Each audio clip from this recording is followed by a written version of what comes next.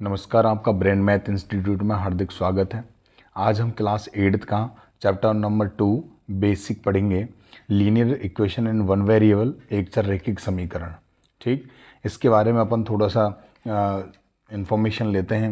जैसे कि आप जानते हो कि चर और अचर क्या होते हैं, यानी वेरिएबल और कांस्टेंट। वेरिएबल की बात करते हैं अपन, वेरिएबल को अपन क्या बोलते हैं, चर। ठीक, और कांस्टेंट टर्म को अपन क्या बोलते हैं, कांस्टेंट टर्म को बोलते हैं अचर पद। कौन सा पद? अचर पद।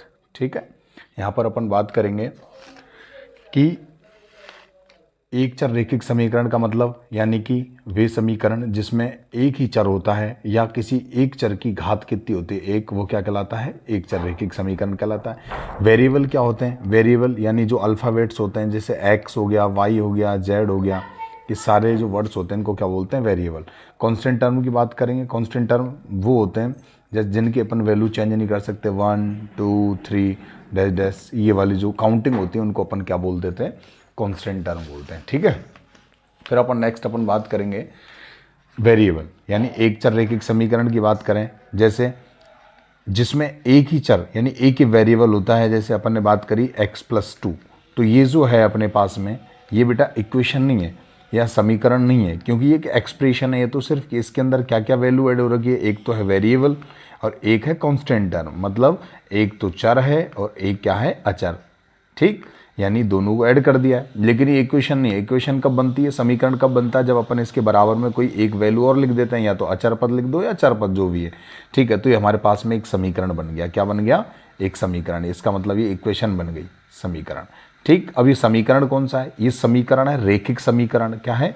रैखिक समीकरण। अब रैखिक समीकरण क्या होता है, या लीनियर इक्वेशन बोल सकते हैं इसको। क्या बोलेंगे? Linear equation. लीनियर इक्वेशन बोलेंगे इसको। लीनियर इक्वेशन इसलिए कहा जाता है कि जब भी आपके पास में किसी भी इक्वेशन की पावर क्या हो, इक्वेशन की पावर आपकी 1 हो। देखो इसमें यहाँ पर इसकी पावर शो नहीं हो रही है, इसका मतलब इसकी पावर कितनी है, 1, इसलिए अपन इसको रैखिक समीकरण बोलेंगे।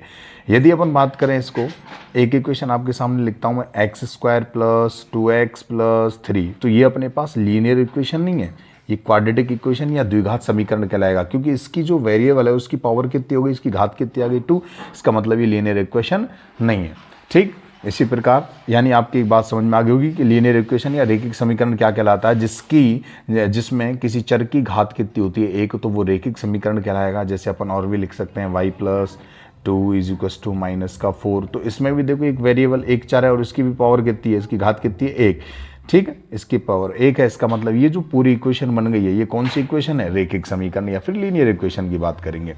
ठीक, अब आपको ध्यान रखना चेंजेस इसमें चिन्ह क्या होंगे, राइट हैंड साइड RHS और LHS दोनों साइड से अपन को वैल्यू है ना एक दूसरी साइड में लेके जाते हैं। तो ध्यान रखना, यदि इधर की साइड में और = यहाँ पर अपन वैल्यू उठा, यहाँ से किसी वैल्यू को उधर दूसरी साइड में उठाकर लेके जाते हैं तो उसका साइन चेंज हो जाता है, और प्लस हो तो माइनस में हो जाता है। और यदि माइनस की वैल्यू को मैं इधर लेके आता हूँ तो माइनस है तो वो किस में हो जाएगा, प्लस में।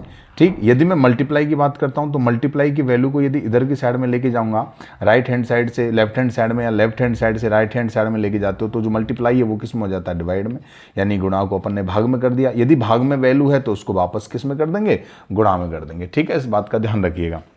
नेक्स्ट अपन बात करेंगे, एक इक्वेशन लेके अपन इसको सॉल्व करने की कोशिश करें। जैसे फॉर एग्जांपल मैं लेता हूं आपके सामने x-2 = 4। देखो आपके सामने दिख रहा होगा कौन सा समीकरण है, linear equation in one variable या एक चर रैखिक समीकरण। इसमें चर देखो, इसमें वेरिएबल कितना, एक ही है, इसका मतलब एक चर रैखिक समीकरण। अब अपन को सॉल्व करना है तो हमारे पास में जो x-2 = 4 है, यानी इस -2 को मैं उठाकर किधर लेके जाऊंगा, दूसरी साइड में लेके जाऊंगा।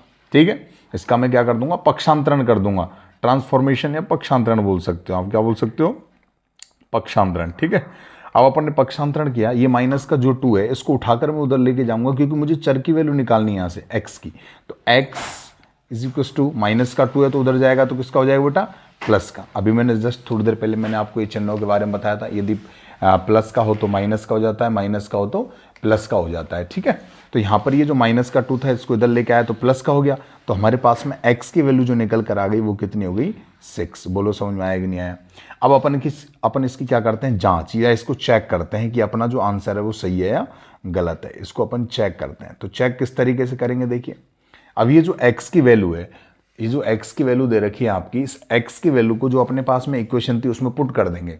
ठीक है, इक्वेशन ये रही अपनी, इस इक्वेशन को अपन जैसे 1 दे देते हैं तो अपन क्या लिखेंगे कि x का मान समीकरण 1 में रखने पर, ठीक है, या फिर अपन क्या लिख सकते हैं, put value of x in equation number 1। ठीक है, इसमें वैल्यू पुट करते हैं तो क्या थी, x minus 2 is equal to 4।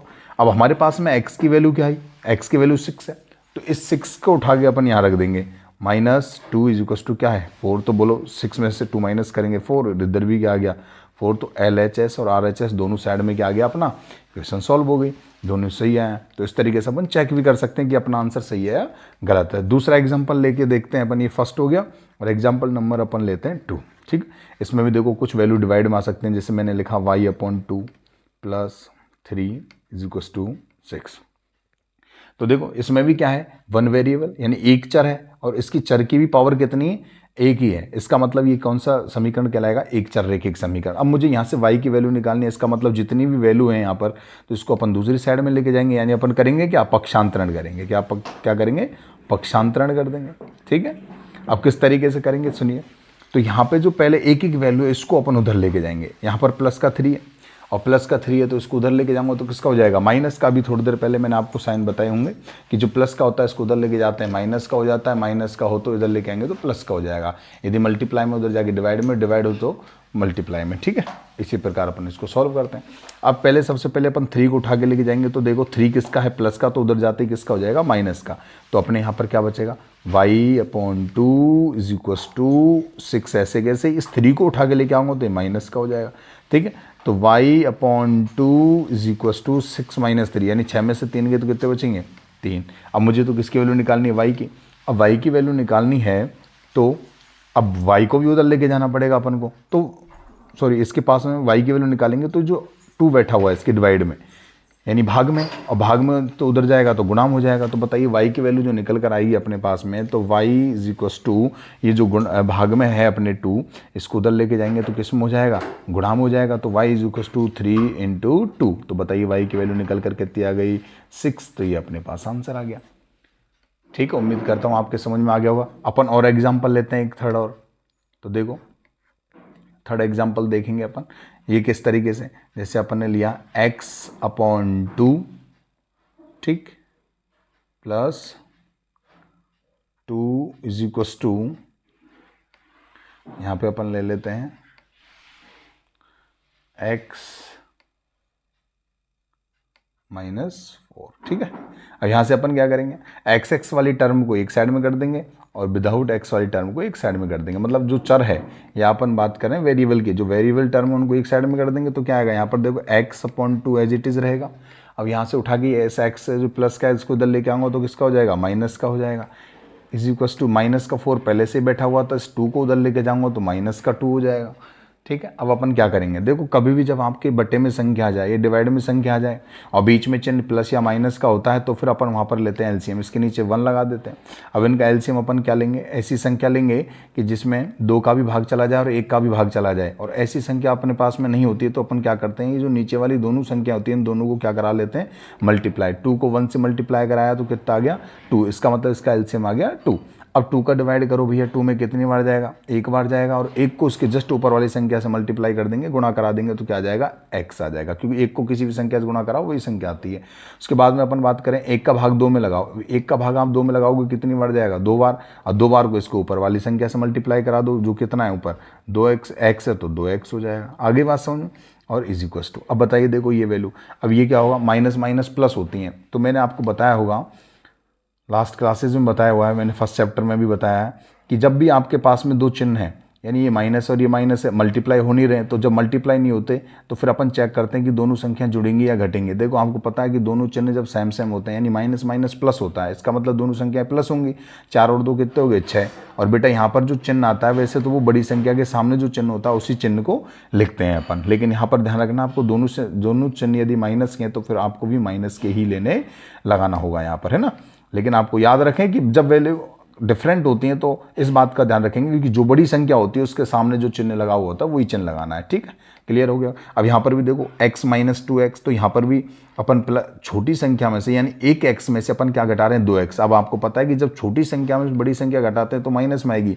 एक x में से 2x जाएंगे तो कितने x बचेंगे, एक x बचेगा, लेकिन किसका, माइनस का। यानी छोटी संख्या में बड़ी संख्या घटाते हैं तो माइनस की संख्या बचती है। आगे बात समझ में।